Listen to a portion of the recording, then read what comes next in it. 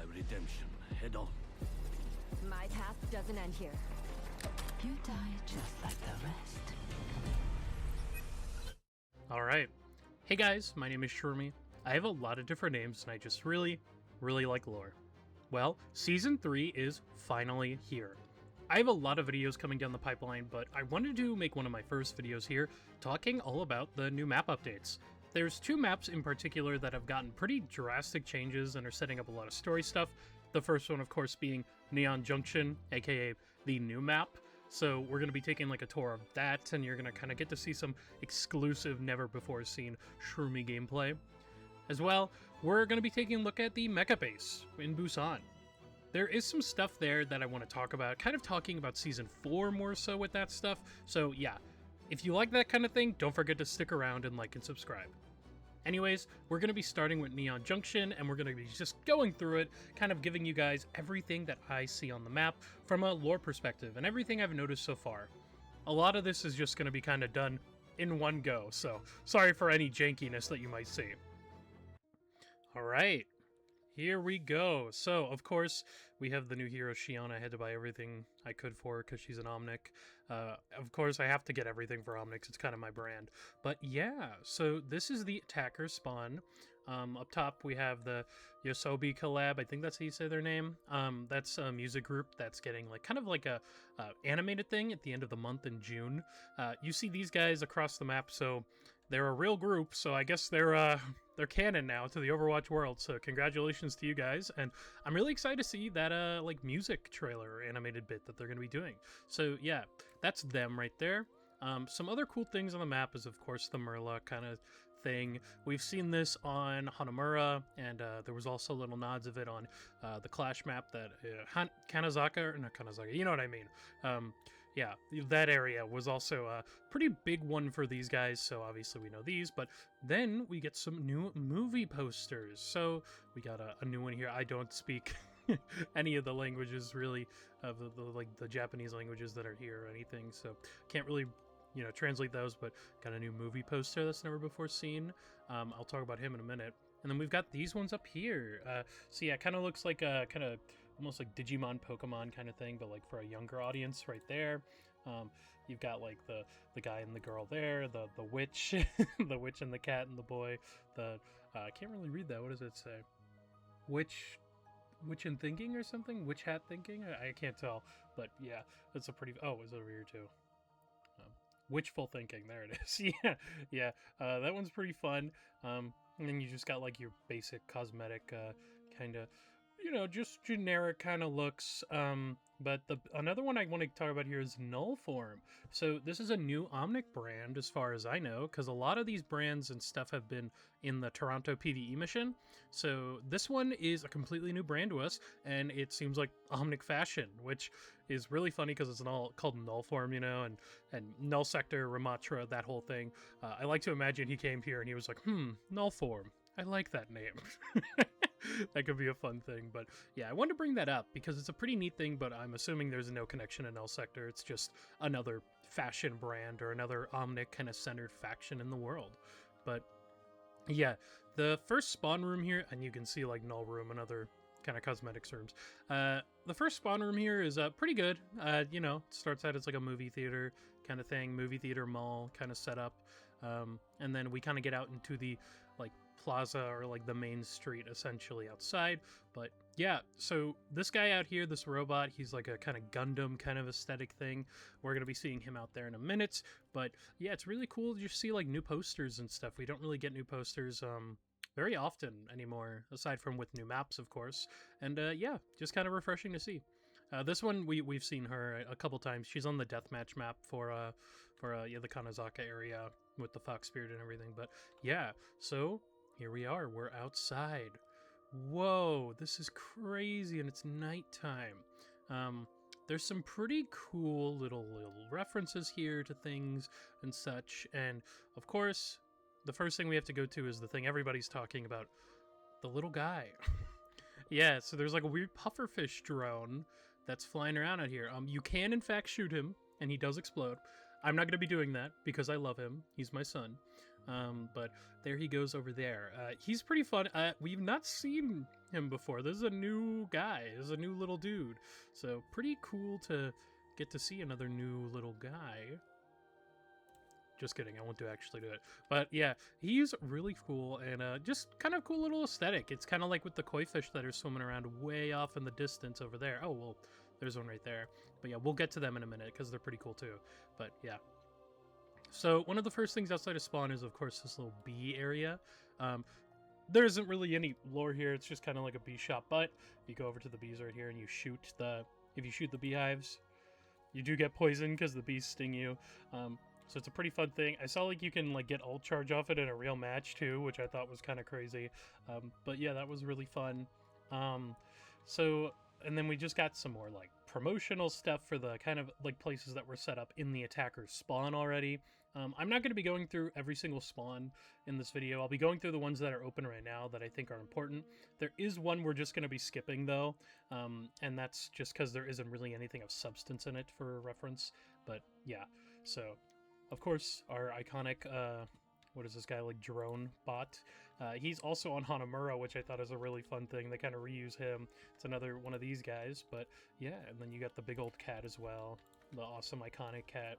But as we go down the main street, you get to see more of this Gundam-looking fella, and the pilot, apparently, or assumedly. So this is the pilot, and it's an anime in-universe, I'm assuming, or like a show or something. And he is pretty cool. Now, I'm not in like a special mode, so I can't fly up there and look at him, but yeah, he's a pretty cool guy. Yeah, pretty neat. I don't really have any critiques or any lore things you might ask. Is there any lore to this? What's going on with this? No, he's just he's a new guy. He kind of looks like Diva. I mean, like with the mech and the colors, but you know, there's probably not anything. But then when you look up to the koi fish, oh my gosh, the koi fish are so cool.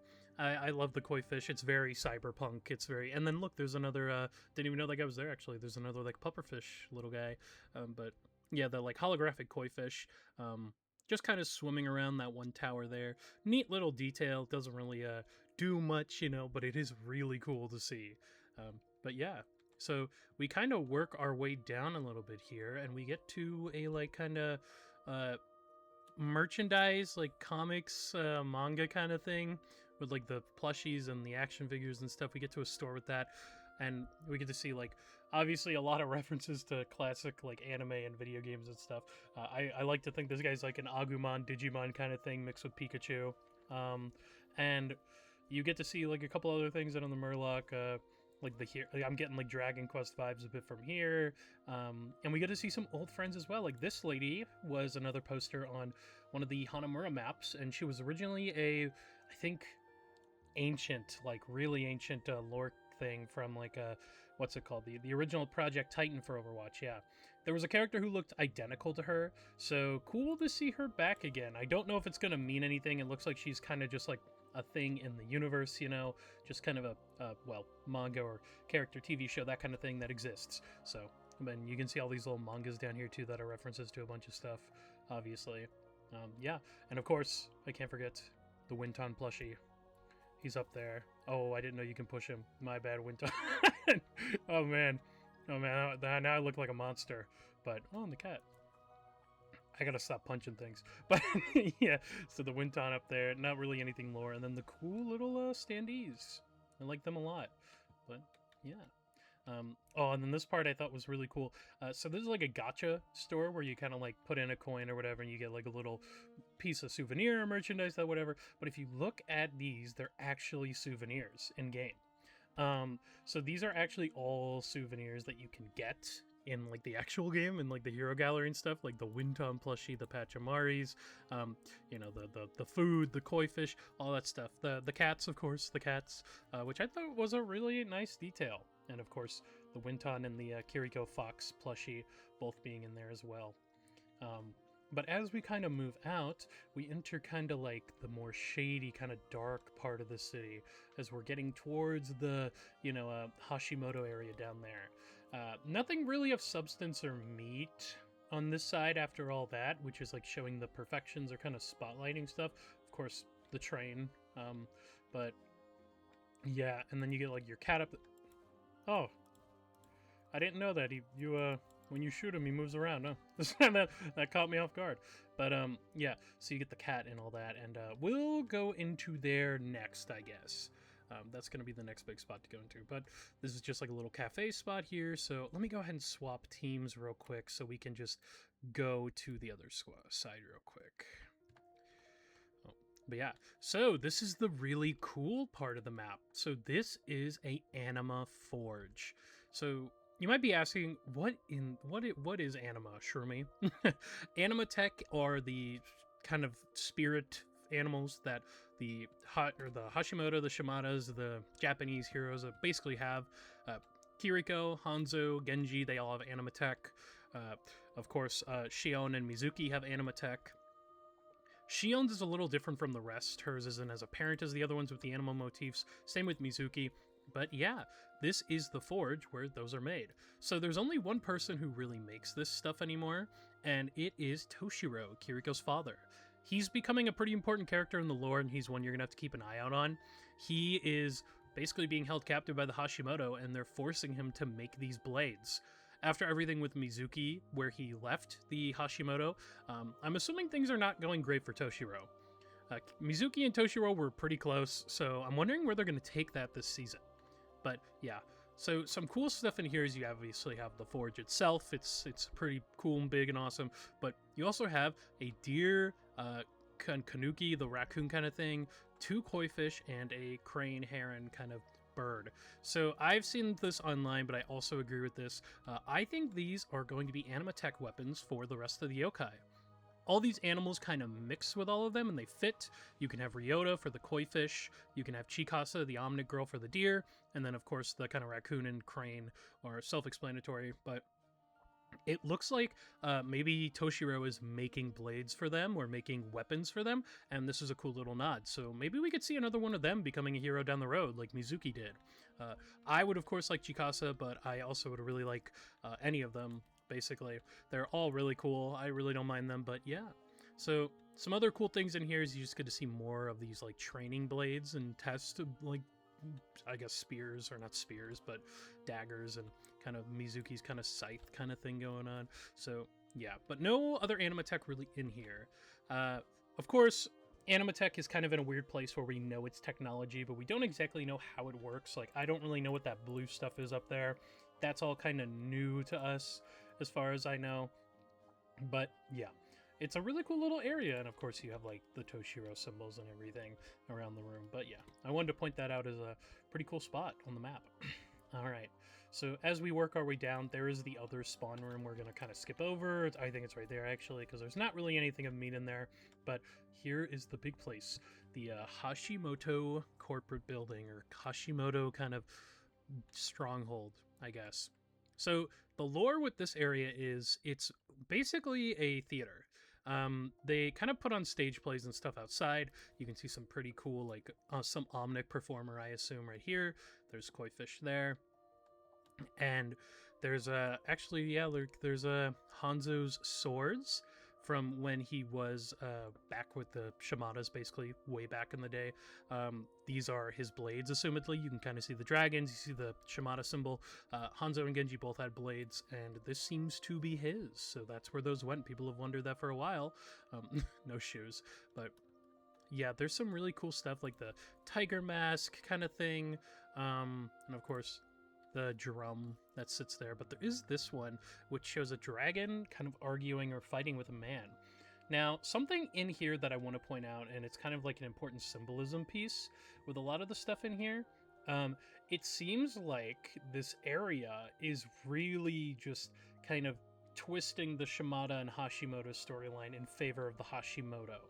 And what I mean by that is, excuse me, they basically like kind of twist the narrative and make it seem like they're the good guys, or they're being threatened by the dragon, essentially. And you can see that in a couple places, but there is a big reveal with it later that I'll get into. But it is something to point out that they kind of twist the narrative here and have kind of tried to make the people like them more, in a sense. The only other really important one here is the Kappa thing here, the Kappa. It's obviously a little Mizuki nod, but before I forget too, I almost forgot about the most important thing. Can't believe I missed this. Yeah, down here is a little fox spirit shrine. This is obviously a reference to Kiriko, but the fox spirit is on a couple of the maps. It's kind of like a thing that's all around Japan.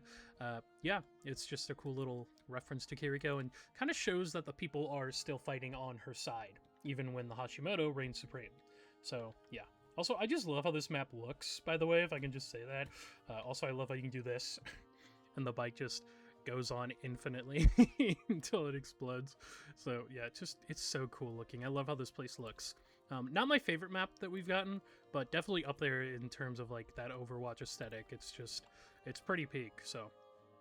But, yeah, now we get to the main stage area where the play plays, and you can hear the music playing faintly in the background, but nothing really crazy there. But in the background of that, we have the Hashimoto lair, so you can see kind of like a dagger and then a gun. You can hear the some Hashimoto music playing, I guess. Some crates from assumedly maybe Talon or some other dealings. And the big thing here, this whole picture here, I guess. So this is depicting the, like, Hashimoto basically defeating the Shimada dragon, or at least assumedly the Hashimoto. They have the Oni mask going on, and that's kind of like a big aesthetic with these guys, so it seems like that's what they're doing. This obviously mirrors the mural that they have on Hanamura, which shows the dragon and the tiger.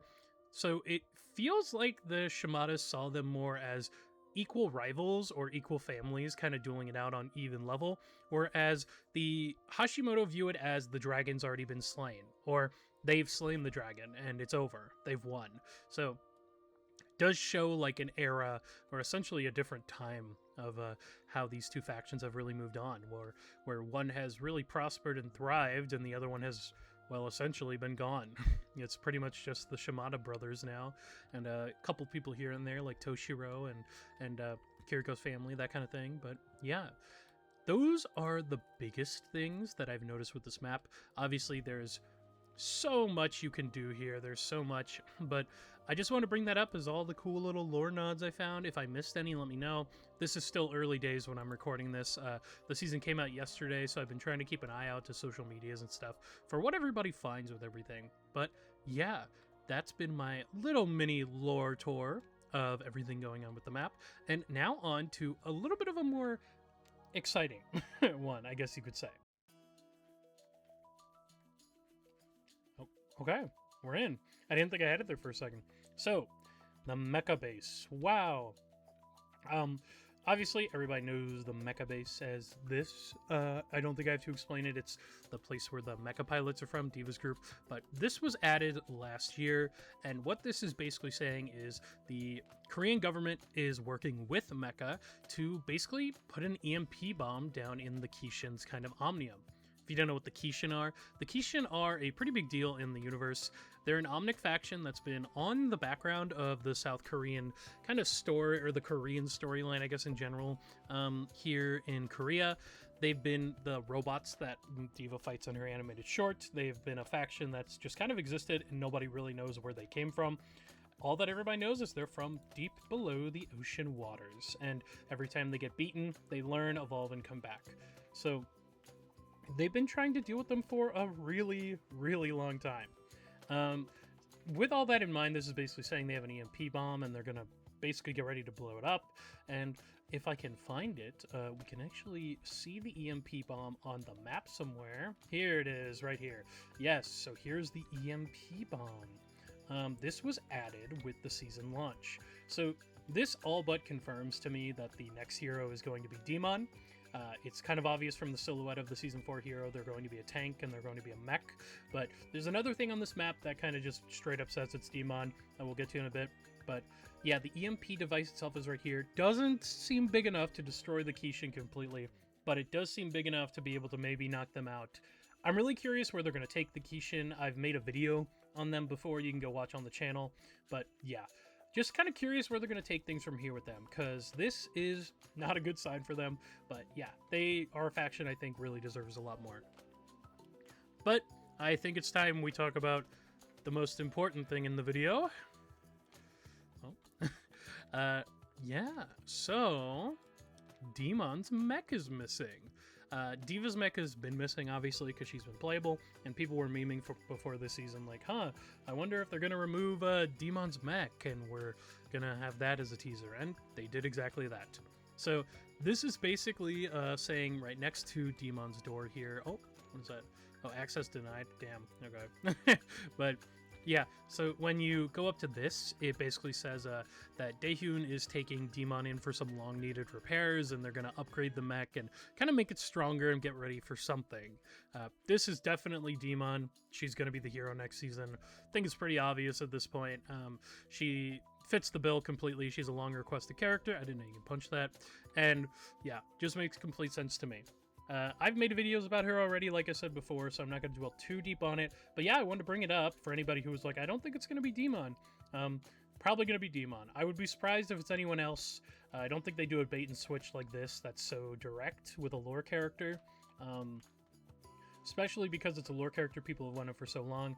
Something that was pointed out online by a couple people, but by one person online to me. I'll try to put them up on screen if I remember. But yeah, the mech here is a lot like this one, which I forget all the names of the mecha pilots off the top of my head. I remember they're like Overlord, King, Casino, all them, but I forget which one is which aside from Overlord. But yeah, so this mech, I think it's King. King's mech is this one right here. It looks identical to it. Also kind of looks like a Subnautica mech of one of the prawn suits, I just realized. But it's probably just a thing of Blizzard's trying to hide what the design's going to look like. I wouldn't read too much into it. They're probably just doing that because it was a quick grab. Hey, maybe we even see it updated at mid-season to be a new design. But yeah, so that is the other map, and it's pretty big changes, just kind of teasing Demon, but also just setting things up for the future. Now, what did you guys think of the new map and the lore on both of these maps? I think the stuff with Busan here is really interesting, obviously. I think it's pretty cool, but not drastically insane, if that also makes sense. A lot of this is stuff that we kind of were expecting, at least here. We got basically what I thought we would get with Tokyo back when they announced we were getting Tokyo. But yeah, I wanted to make this as kind of just like a little lore talk to let people know what's going on. So if you guys enjoyed this, don't forget to like and subscribe. And yeah, keep an eye on the channel. I'm going to be making a lot of videos talking about a lot of different topics. Probably not Busan, because I've already made like 2 videos talking about it, and there's not really anything new. But I am going to be talking about a lot of different things, So that's all from me. And I'll see you guys in the next one. Bye.